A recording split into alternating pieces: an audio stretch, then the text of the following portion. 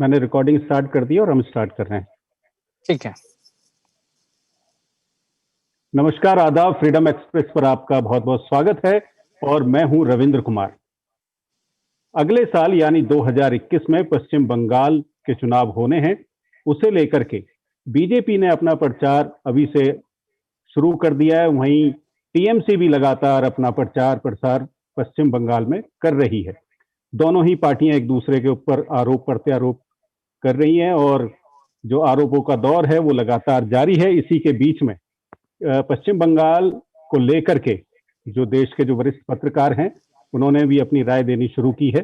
NDTV के संस्थापक और वरिष्ठ पत्रकार प्रणव रॉय का कहना है कि अगर पश्चिम बंगाल में बीजेपी को जीत हासिल करनी है तो उसे 2% का जो स्विंग है उसे तो बरकरार रखना ही होगा। इसके साथ ही इससे आगे भी बढ़ना होगा अगर टीएमसी को पश्चिम बंगाल में हराना है। वहीं अगर 2% का स्विंग अगर बीजेपी में आता है तो टीएमसी का भी वोट प्रतिशत बढ़ेगा। ऐसे में पश्चिम बंगाल में क्या हालत बनेंगे उसी को लेकर के हमारे साथ पॉलिटिकल एक्सपर्ट हमारे साथ आशीष रंजन हमारे साथ मौजूद हैं। आशीष जी, आपका फ्रीडम एक्सप्रेस के इस प्लेटफॉर्म पे बहुत बहुत स्वागत है। धन्यवाद जी, धन्यवाद रविंद्र जी। जी, पहला सवाल आशीष मैं यही करना चाहूंगा कि आपका भी अपना स्टडी है पश्चिम बंगाल को लेकर के। पश्चिम बंगाल का जो इलेक्शन है इस बार पहले हम ये समझना चाहेंगे कि किस तरीके से खास है टीएमसी के लिए भी और बीजेपी के लिए भी। देखिए, पश्चिम बंगाल की जो राजनीति है वो बेसिकली दो चीजों पे चलती है। अगर देश की तुलना करें और वहां के राज्य की राजनीति की तुलना करें, एक जो बड़ी बात है वो ये कि वहां पे एक कैडर बेस्ड पॉलिटिक्स होती है।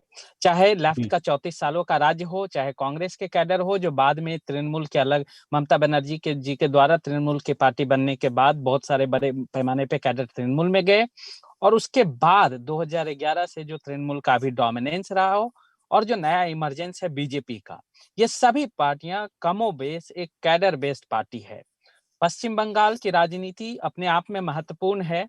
वो ये यहाँ की एक ऐसा राज्य जहाँ पे लेफ्ट पार्टी जो कैडर बेस्ड पार्टी थी 3 दशक लगभग 3.5 दशक शासन की, वहां उसी राज्य में उसी के एक बहुत बड़े सपोर्ट बेस ने आज की राइट विंग पार्टी यानी कि बीजेपी का एक बड़ा कैडर बन गया है, बड़ा एक सपोर्ट बेस बन गया है।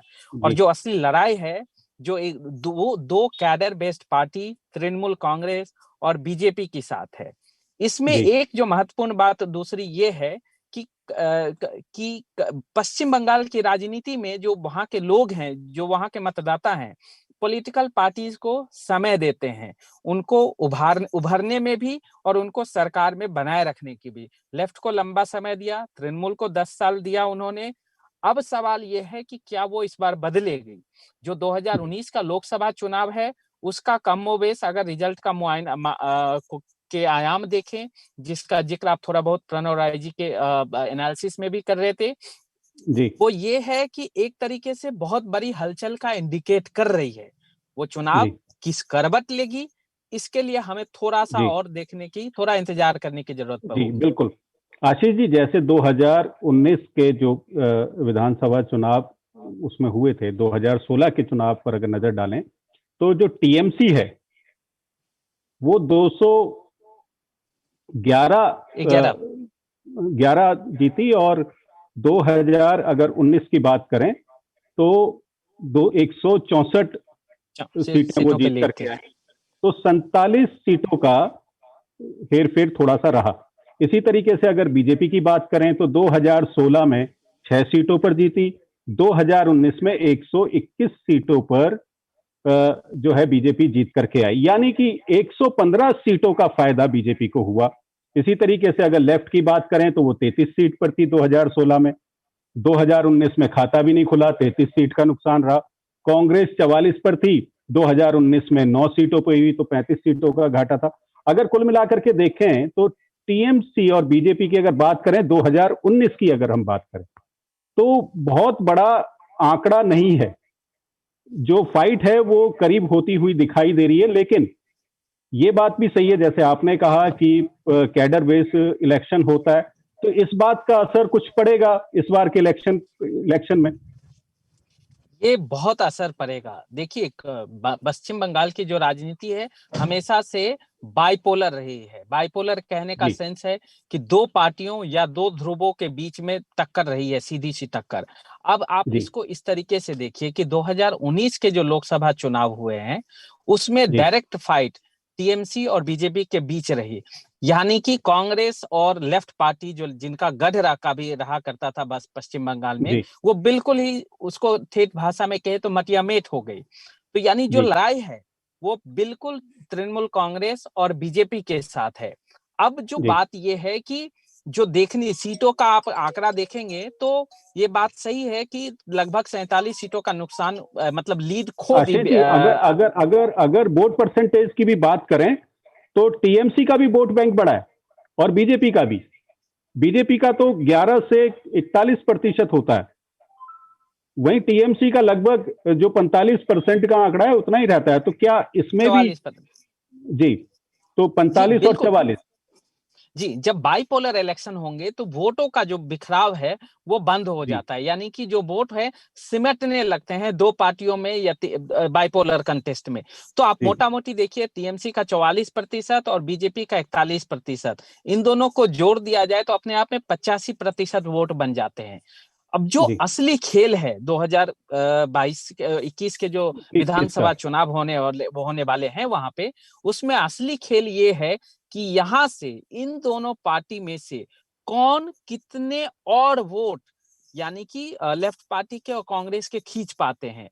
मुझे जो लगता है यहाँ से तृणमूल के साथ एक जो बड़ी बात ये है कि उन्होंने सीटें तो बहुत खोई लेकिन वोट नहीं जी। खोया, यानी उनका अपना कैडर बचा हुआ है।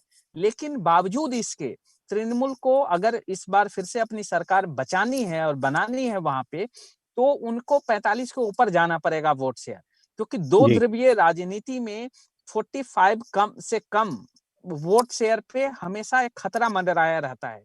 क्योंकि आप लेफ्ट की राजनीति जब देखेंगे तो उनका जो इतने लंबे समय तक शासन रहा उसमें जी। भी 45% या उससे थोड़ा सा अधिक ही उनका वोट रहा। और लेफ्ट जहां भी राजनीति करती है, मतलब शासन की, चाहे वो पश्चिम जी। बंगाल हो, त्रिपुरा हो, इन सब सारे राज्यों में जी। उनका 45 से कम होना यानी उनके सरकार के जाने का खतरा हो रहता है। तो जी। तृणमूल कांग्रेस अगर अगर जो जी। एग्जिस्टिंग वोट शेयर है उसको बचा पाती है, तब वो सरकार बचाने में सफल होगी, अन्यथा यानी मुश्किल मैं होगी। इधर, जी, मैं आपकी बात को ही आगे बढ़ा रहा हूं। तो यानी आपका कहने का मतलब ये है कि जैसे 2019 में अगर 1%, अगर आने वाले इलेक्शन में अगर 1% का अगर अगर स्विंग मिलता है अगर बीजेपी और टीएमसी को, तो फिर भी जो बीजेपी है वो उस नंबर पे नहीं आती हुई दिखाई दे रही है आशीष जी।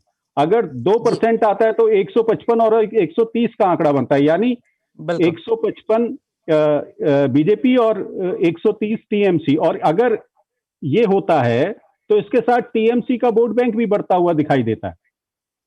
बिल्कुल। देखिए, ये जो डॉक्टर राय साहब का जो एनालिसिस है वो प्योरली जी। मैथमेटिकल एनालिसिस है। वो काफी कारगर एनालिसिस है। जी। उनका हमेशा इस मुद्दे पे सफल एनालिसिस रहा है। तो वो जी। जो एग्जैक्ट वो बता रहे हैं, 1% के स्विंग से बीजेपी को फायदा नहीं होगा, ठीक है। जी। मिनिमम 2% का स्विंग चाहिए। दो वो परसेंट दो का स्विंग परसेंट का चाहिए। स्विंग में भी एक और कंडीशन है उसमें।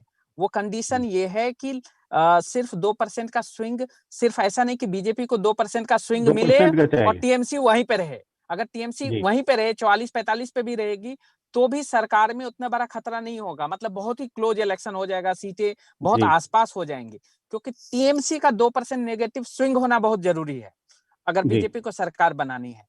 लेकिन जो एक अपने डॉक्टर रॉय ने अपने ही एनालिसिस में आगे से एक जो चीज लिखा वो बहुत ही महत्वपूर्ण है, और मैं भी कई जगह पे बोलते आ रहा हूँ कि वो ये है कि अगर बीजेपी का परफॉर्मेंस को काउंट करना है तो दो तरीके से देखिए। एक तो ये कि लोकसभा और विधानसभा के बीच में उनका वोट शेयर जो है राज्य दर राज कितना घट रहा है, कितना बढ़ रहा है।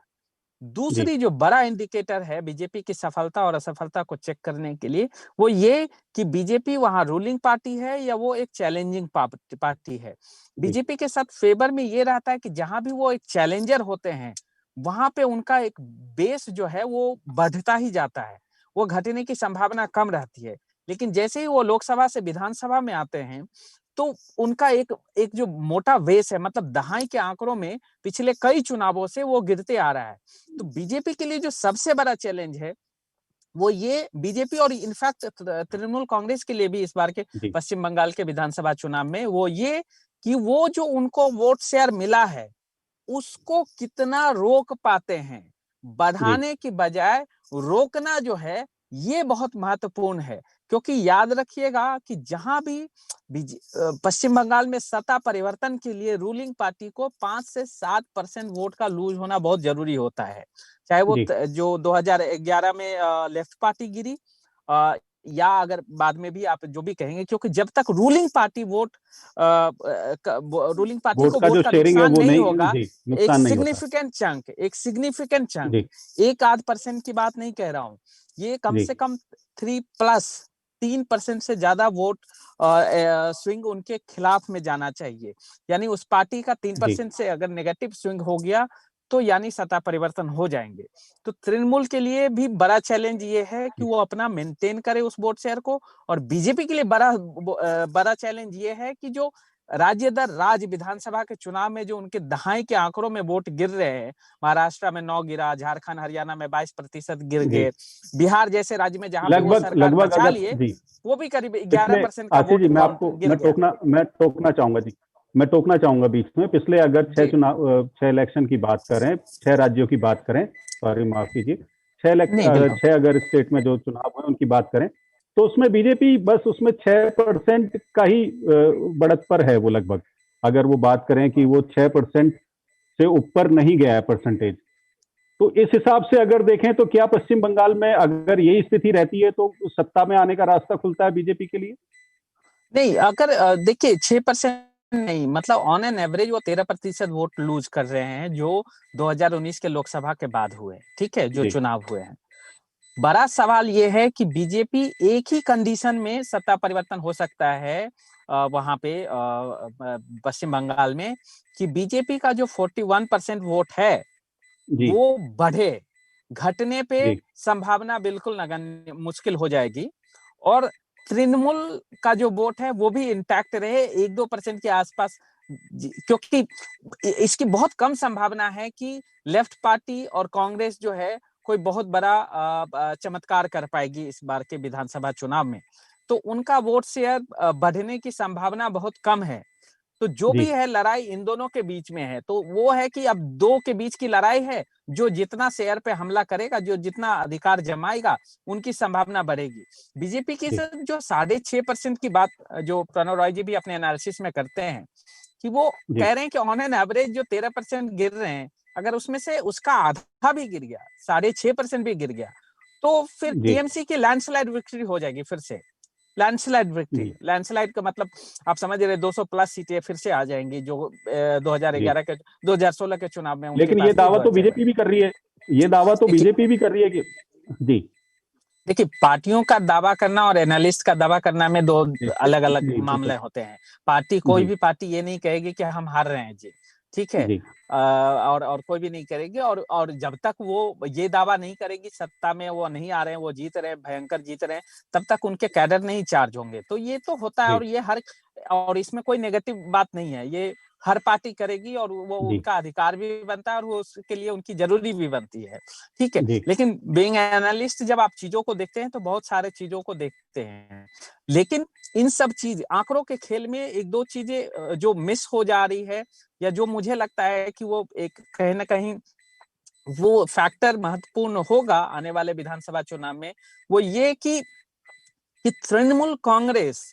रूलिंग पार्टी है, और वहां जो उनके लोकल कैडर हैं, लोकल वर्क पॉलिटिकल लीडर हैं, लोकल लेवल के जो लीडर हैं, जी उनके प्रति वोटर में कोई थोड़ी बहुत नेगेटिविटी है। और ये मैं चूंकि 2016 का भी विधानसभा चुनाव की स्टडी के लिए वहां गया था, तो उस समय में भी ये चीजें एक बातचीत महीन तौर पे चीज थी कि जो एक कहते हैं ना लोकल लेवल पे जो क्रोनी कैपिटलिज्म हो जाते हैं, जो वर्कर्स का आधिपत्य हो जाता है, डोमिनेंस हो जाता है। हमेशा एक चीज याद रखना चाहिए, बंगाल की राजनीति में वायलेंस, दबाव, ये सब बहुत काम करती है। और खासकर पॉलिटिकल इलेक्टोरल पॉलिटिक्स में आप पीछे 2 साल पहले जो पंचायतों के चुनाव हुए हैं उसमें देखिए कितना वायलेंस हुआ। इस बार के चुनाव में भी एक वायलेंस एक बड़ा फैक्टर होने की संभावना है।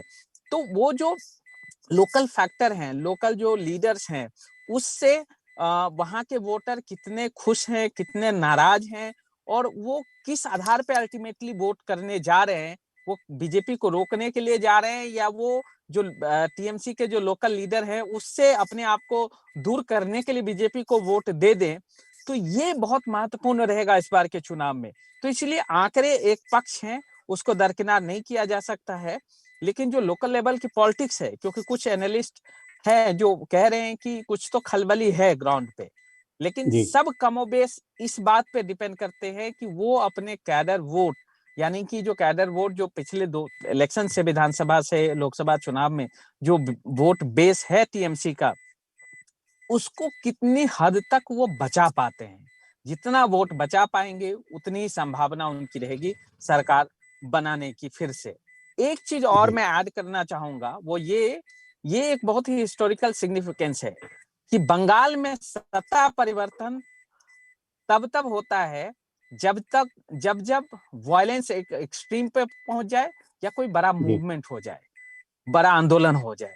लेफ्ट की जो सत्ता गई वो हम सब जानते हैं, नंदीग्राम सिंगूर में जो लैंड जमीन आंदोलन चला था ममता बनर्जी, उसकी वजह से हुआ था।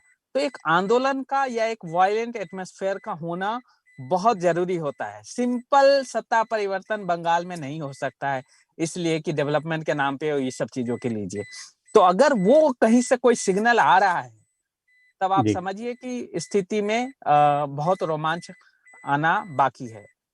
जी, हिंसा को छोड़ करके अगर और कुछ होता है तो वो तो ठीक है, लेकिन कम से कम हिंसा पश्चिम बंगाल में ना हो, हम तो यही दुआ करेंगे। मैं एक और सवाल आपसे ये करना चाह रहा हूँ। जी जी जी जी, आप पहले सवाल कर ले। नहीं, पहले आप बताइए। बस एक चीज मैं ये चाह रहा था कि 2019, बस जोड़ना चाह रहा था कि 2019 के लोकसभा चुनाव को ही आंकड़ों के दृष्टिकोण से देखें तो तकरीबन करीब 130 के आसपास ऐसी सीटें हैं जहां पे मार्जिन ऑफ विक्ट्री, यानी कि जो पार्टी लीड की है उन सीटों पे, असेंबली सीट में, तो 130 सीट, वो मार्जिन ऑफ विक्ट्री जो है, जो डिफरेंस है दो पार्टियों के बीच, टॉप 2 पार्टी के बीच, वो 10% से कम वोटों का है। ठीक है। और उसमें से 71 सीटों पे वो टीएमसी और 60 सीटों पे बीजेपी लूज की है उन सीटों को। तो सवाल अब ये जो करीब 130 के आसपास ये जो सीट है जहां पे मार्जिन जो है दो ये बीजेपी और टीएमसी के बीच का जो आंकड़ा है वो सिर्फ 10% के आसपास का है। ये एक बहुत ही सिग्निफिकेंट, यही कॉन्स्टिट्यूएंसी है जहां पे सबकी नजर रहने वाली है और यही डिसिसिव होने वाली है, और यही जो अगली सत्ता किसकी होगी, तृणमूल की होगी या बीजेपी की होगी, यही 130-35 के करीब जो सीट्स है वही डिसाइड करेंगे कि अगली बार बंगाल में किसकी सरकार बनने जा रही है। सरकार आएगी। आशीष जी, अगले सवाल से पहले मैं आपसे ये रिक्वेस्ट करना चाहूंगा कि आप अपनी जो पार्किंग लाइट है ना उसे बंद कर लीजिए। पार्किंग लाइट जी,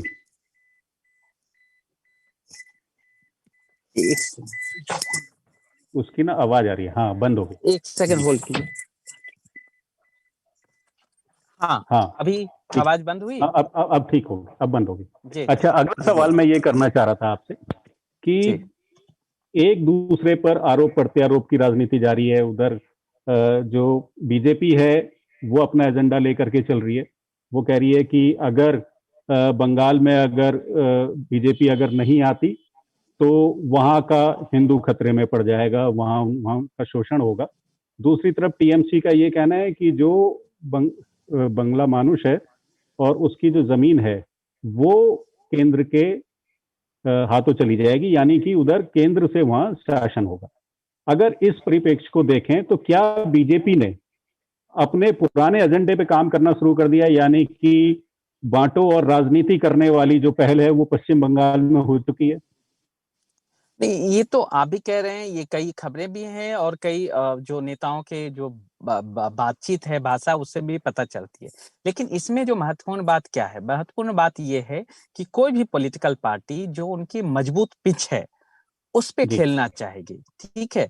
तो इसमें कोई डाउट नहीं कि बीजेपी की जो पॉलिटिक्स है, राजनीति है, वो हिंदुत्व, हिंदी की राजनीति रही है, वो उनका मजबूत पिच है। और उस पे वो नहीं खेलेंगे तो ऐसा अनुमान लगाना शायद ठीक नहीं होगा। रही बात जी बंगाली अस्मिता की, चूंकि रीजनल लिंग्विस्टिक और एक भद्रजनों का स्टेट रहा है, तो इसी तरीके से तृणमूल कांग्रेस भी उस टाइप की पॉलिटिक्स कर रही है। तो ये राजनीतिक पार्टियों की इस टाइप की राजनीति होते रहती है। अब इसमें यह है कि वोटर उसको किस दृष्टिकोण से देख रहे हैं, ले रहे हैं, वो जी तो हमें कैंपेन के दौरान ही पता चलेगा। वो आंकड़े में हमें नहीं जी दिखेंगे इतना जल्दी, जी अनलेस कि जब तक जी कि लोग ग्राउंड पे वहां किन की बातों को, हिंदू खतरे में है इसकी बातों को ज्यादा लेते हैं, या बंगाली जी अस्मिता, या बंगाली जमीन, या खतरे में। केंद्र की जो राजनीति है जी उसके तहत चलेगी। तो ये थोड़ा इसके लिए, इस सवाल के लिए हमें थोड़ा इंतजार करना होगा। जी आशीष जी, एक अंतिम सवाल के बाद इस चर्चा को विराम मैं देना चाहूंगा। मैं आपसे ये पूछना चाह रहा हूं अंतिम सवाल कि दोनों ही पार्टी के सामने चैलेंजेस क्या हैं? मुख्य चैलेंज क्या है दोनों ही पार्टी के सामने? बिल्कुल सही सवाल है। तृणमूल के पास बड़ा चैलेंज ये है कि लोकल लेवल के लीडर के खिलाफ जो एंटी इनकम्बेंसी है उसको वो कैसे रोके, ठीक है। जी बीजेपी के साथ बड़ा चैलेंज ये है कि उनके पास सीएम फेस, या जो जो टक्कर दे पाए ममता बनर्जी को, वो एक जी फेस को ढूंढना और उसको एस्टैब्लिश करना, ये उनके लिए बहुत बहुत बड़ी चुनौती होगी। क्योंकि पिछले कई सालों से, और मैं कह रहा हूं कि पिछले 20-25 सालों से, या कहिए तो पिछले 3 दशक की राजनीति में, अगर आप देखें राज्यवार और केंद्रवार भी, केंद्र में थोड़ा कम रहा, राज्यवार में भी, वो ये है कि जी मुख्यमंत्री का चेहरा बड़े पैमाने पे काम करता है, जहां भी फेस है। अभी आप जी लेटेस्ट बिहार असेंबली इलेक्शंस का देखिए, बहुत बातचीत हो रही थी कि तेजस्वी यादव की हवा है, लहर है, सत्ता परिवर्तन की बात है। लेकिन एक जो नीतीश कुमार के जो अपनी फेस और अपनी प्रेस्टीज थी, जी उसने अंत अंत तक उसके जो वेव थे या जो एंटी इनकम्बेंसी था उसको रोक लिया। तो फेस जी हर चुनाव में, और खासकर आजकल के दौर में, वो बहुत महत्वपूर्ण रखने लगा है। तो जी बीजेपी के साथ बड़ा चैलेंज यही है कि वो ममता बनर्जी के सामने कौन से फेस को, कितना टक्कर के फेस जी को वो दे पाती सीएम के है। रूप में आप ये कहना चाह रहे हैं कि सीएम के रूप में? सीएम कैंडिडेट के रूप में। और वही तृणमूल के पास है कि सीएम फेस तो है, लेकिन लोकल लेवल पे जो थोड़ा एंटी इनकम्बेंसी है उसको कितना वो कम कर पाती है, वो लेकिन टीएमसी ये के लिए, दोनों चुनौती है। टीएमसी के लिए ये भी फायदा है कि पश्चिम बंगाल में जो बीजेपी है कई चेहरों के साथ है और उन चेहरों में आपस में सिर्फ फुटबॉल भी चल रहा हाँ, वो तो देखना पड़ेगा कि ये तो है। इंटरनल उनकी जी क्या चीजें चल रही है, वो सब, ये सब होते रहती हैं। लेकिन अब वो फुटबॉल किस लेवल पे है, क्या वो एक साथ जी सत्ता के लिए लड़ाई लड़ेंगे या बाद में तय करेंगे, या पहले वो खुद तय कर लेना चाहते हैं, ये तो बीजेपी को इन सब, ये तो बड़ा एक चैलेंज है उनके पास। और वो उसको किस तरीके से टैकल करते हैं, ये थोड़ा देखना पड़ेगा उनके लिए। जी आशीष जी, आपने अपना कीमती समय दिया है, इसके लिए बहुत बहुत धन्यवाद। और आपको भी बहुत आशीष जी बता रहे थे धन्यवाद। कि आशीष जी बता रहे थे कि किस तरीके से जो पश्चिम बंगाल में जो मौजूदा जो सत्ता में जो टीएमसी है उसे उसके सामने किस किस तरह के चैलेंजेस हैं, और बीजेपी के लिए भी ऐसे ही काफी चैलेंजेस हैं। इस चर्चा को हम यहीं विराम देते हैं। दीजिए इजाजत। नमस्कार। आदाब।